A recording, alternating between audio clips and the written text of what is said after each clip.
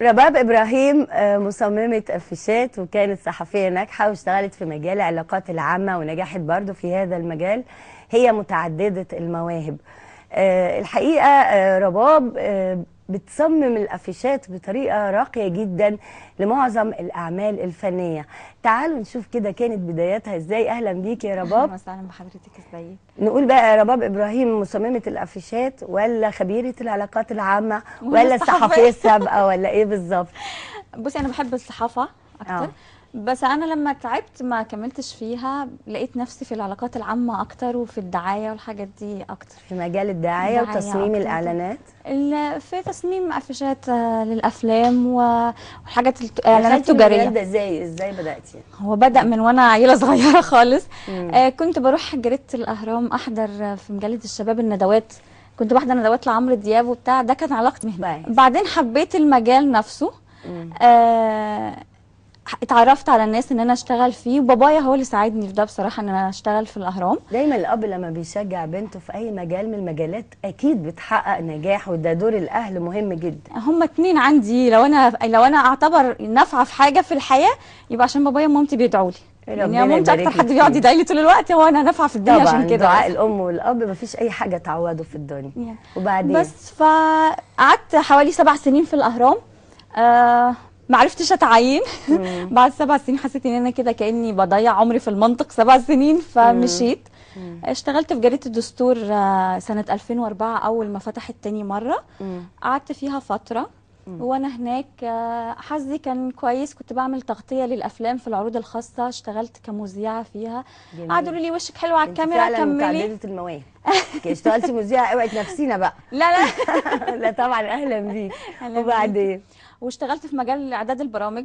اه يعني قعدت فترة كبيرة فيها مع ليا جميل، زمايل ده كله فيها. بيديكي خبرة.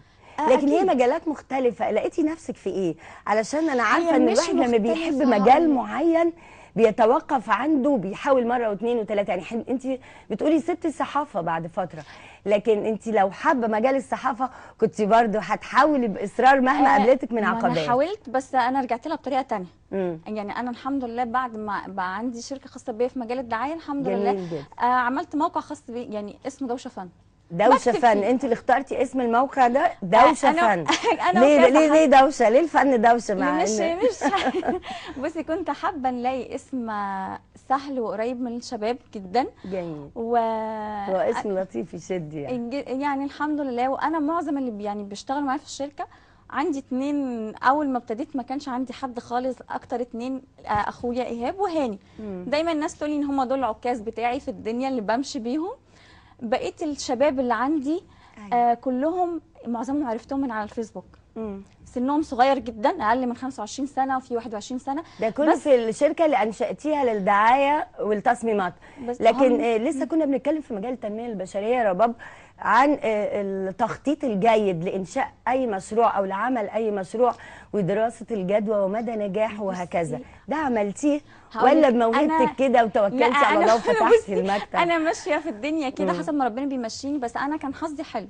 انا ماليش في التخطيط. بعترف ان انا لو موهوبه وناجحه في شغلتي، انا فاشله في جزئيه التخطيط المالي ودراسه الجدوى. اما جيت اعمل ده، بس انا أكيد ما كانش هتستعيني عندي. بخبراء في المجال ده برضه. لا، ما استعنتش بحد. يعني هقول لك حاجه، انا ما كانش عندي الماديات اللي تخليني افتح شركه. انا في النهايه لسه كنت برضو عيله، ولا رحت ولا جيت لسه ما عنديش الامكانيات دي. حظي اتعرفت على ريتشارد الحاج منتج. هو حد لطيف جدا. هو بيؤمن، عنده ايمان مع كل الناس. انت حد عندك موهبه لكن ما عندكيش الامكانيات الماديه اللي تساعدك على هو كان لطيف صراحه. هو عمل الشركه. دخلني شريكه فيها وساب لي الاداره وكل حاجه. لكن الماليات كانت هو. اسلوب فن الاداره كان عليكي. هو نجحتي؟ مش عارفه، بس هم بيقولوا لي الحمد ايه هي لله. اهم الافيشات بقى اللي قمتي بتصميمها؟ عرفينا كده. بصي، انا اول ما دخلت المجال ده انا ما كنتش هعمل افيشات. انا كنت هشتغل في جزئيه كنت بشتغلها يعني مع المنتج كامل ابو علي، دعايه الافلام في جزئيه الصحافه، الحوارات بتاعه الفنانين ازاي، الاعلان اللي هينزل في الجورنال، الاعلان اللي رايح التلفزيون. كان ده شغلي، حاجات بسيطه جوه شركته في مجال العلاقات العامه. بعد فتره انا حسيت ان انا ما عنديش حاجه اقدر اديها له. أيوة. فانفصلت عنه ورحت عملت الشركه دي. جيت فجاه هو بيعاملني ان انا كاني بنته، انا بحبه جدا. وبعترف ان هو ليه الفضل الاول ان انا اعمل افيش، ان جيت في يوم لقيته بيقول لي فيلم باشمهندس حسن هتقعدي تعملي الافيش بتاعه. كويس.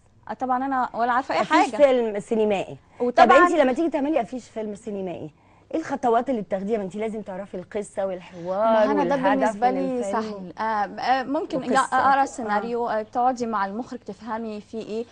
بس في ناس احنا بتعرف شايفين اهو على الشاشه يعني. افيش منهم خاص بيكي برضه يا لا، رباب. دي حاجات لا في ده الشركه انا بس ده بعمل. سمية دي سمية الخشاب. الخشاب. انا لان بعمل دعايه خاصه بالافراد، يعني خاصه بالفنانات او ممثل او ممثله، دعايته ايه هي، بنعمله تخطيط خطه اعلاميه ليه دعايته بتمشي ازاي كويس بره أوي. الافلام، ما يعني جزء تاني منفصل. ده بيخليكي في احتكاك مباشر مع مع الفنانين. الممثلين طول وانا الوقت. عارفه ممكن الفنانه مثلا عملت لها افيش معين ما يعجبهاش، بيكون موقفك ايه؟ دي عايزه ما دبلوماسيه كل واحد ليه في مود التعامل غير التاني. تعملي ايه بقى؟ بصي هو انا اول حاجتين دايما اتفق عليهم مع الفنان، ان انا لما بعمل معاك عقد اعمل لك اي حاجه في الدعايه ما عدا الاضرار بالغير، ما تدخلش في اي صراعات ماليش علاقه طب بيها. عملتي ايه في افيش سميه الخشاب؟ لا سميه ما اتعاملش معاها في بوستر، كانت غاده عبد الرازق اللي عملت لها بوستر مسلسل البطنيه. كويس. كانت فرحانه بيه؟ كان حلو جدا، انا كانش ليها مبسوطه بيه. ملحوظات؟ هي كانت دايما بتشجعني وتقول ان انا موهوبه بعمل شغل حلو. رحت صورتها في البيت انا وهاني، وما كانش اللي هو يعني جبنا وحده التصوير وكل حاجه في بيتها، صورناها وعملنا الافيش ورحنا وريناه لها. هي ما قالتش اي حاجه، قالت لي حلو عايزاه ينزل كده، يعني ما عدلتش حاجه. كويس قوي. لكن بالنسبه لدوشه فن، الموقع اللي عملتيه على الانترنت كان واقع ايه واستفدتي منه ايه والشباب اللي كانوا معاكي يعني؟ انا طلعته، يا ريت تقولي لنا عن تاثير الموقع. بقى له حوالي شهرين. آه اول شهر طلعته كتبت عليه بس تجريبي. انا حتى الان ما ابتديتش اعمل له دعايه اقول ان انا عندي موقع، بس بعد فتره لا انا اتصدمت فيه. ليه؟ يعني لا لقيت فجاه على الفيسبوك شباب كتير عماله تدخل، وزمايلي الصحفيين كلهم، لان انا يعني سهل اعمل علاقه وتواصل معاهم. كلهم قالوا ان تصميمه مختلف غير المواقع التقليديه. فده بسطني جدا، وابتديت بعد كده اظبط الماده التحريريه نفسها. وبعد فتره خليت زميل محمود فوزي عندنا هو بقى شايل الموضوع ده، عشان اقدر انا اشوف شغلي في افيشاتي وفي الشركه، وبقيت اكتب في معاكي الموقع. دلوقتي كان افيش عايزه توريه لنا لا برضه؟ ده انا بحبه لان ده اول افيش انا عملته الكاميرا في تقرب حياتي. كده نعمل زوم ان. ايوه خليكي فرداه كده. ممكن المخرجه ثانيه تجيب لنا الافيش ده، لطيف جدا برضه. ده كان الاستاذه منال الصيفي، دي اول افيش عملته وانا بحبه لان دي اول حاجه عملتها. ودي وده اخر حاجه انا شغاله فيها مع مدام مريان خوري، بانوراما الفيلم الاوروبي. جميل جدا. فانا سعيده لان انا معظم الناس اللي اشتغلت معاها تعتبر اسماء كبيره وكده، مش بسهوله ان هم يدوكي الامان ان انت تعملي افيش فيلم او حاجه، لان هو ده اللي هيبيع. ما تستعينيش بطلبه من كليه الفنون الجميله او خريجي الفنون الجميله لما بتيجي تصممي بعض التصميمات؟ بصي انا الاول في الشركه كنت مثلا ممكن اقعد اقول لهم ايه، انا عندي فكره كذا، ممكن انا مش دارسه ده. يعني ودايما حتى كانوا بيقولوا لي في الصحافه انت مش دارسه اعلام، انا كنت خدمه اجتماعيه. فكان لما حد بيقول لي اقول له طب ما ابراهيم نافع نفسه محامي، بس هو موهوب في ده. المهم الموهبه كده. بس فكنت الاول في الشركه اقول لهم انا عندي فكره كذا، واقعد جنب حد على الجهاز ننفذها سوا. يعني بتحاولي كنت تثقلي الموهبه بالدراسه برضو؟ بس لا ما درستش عشان اكون صريحه. بس بعد كده يعني انا بعتبر الناس اللي بتشتغل معايا ربنا رزقني بيهم. دي حاجه من نعم ربنا اداها لي. عمرو ده حد موهوب جدا. عمرو اللي هو ايه، ممكن في الاخر ايه، انت مش محتاجه ان انت تقعدي تقولي له عمرو انا عايزه نعمل كذا، انت بس بتقولي له فجاه تلاقيه هو بيعمل حاجات ثانيه. فنان على طول بيفهم. موهوب.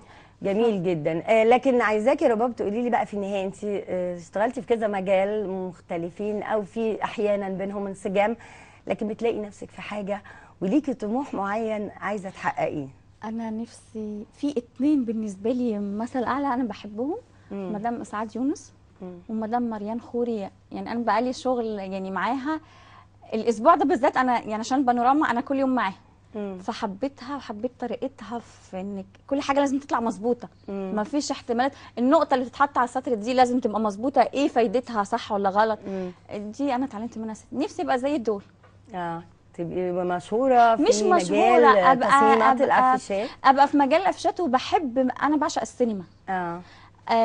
شكلك كده هتمثلي كمان. لا، ما مش حابه التمثيل، ما بحبش مش التمثيل، ما مش بلاقيش، حابة انا مش المجال. لا مش لاقيه نفسي فيه يعني، قالوا لي ده بس انا مش لاقياني فيه. ابقى منتجه مش ابقى ممثله. ان شاء الله منتجه، بس لازم معاكي فلوس كتيره قوي يا رباب.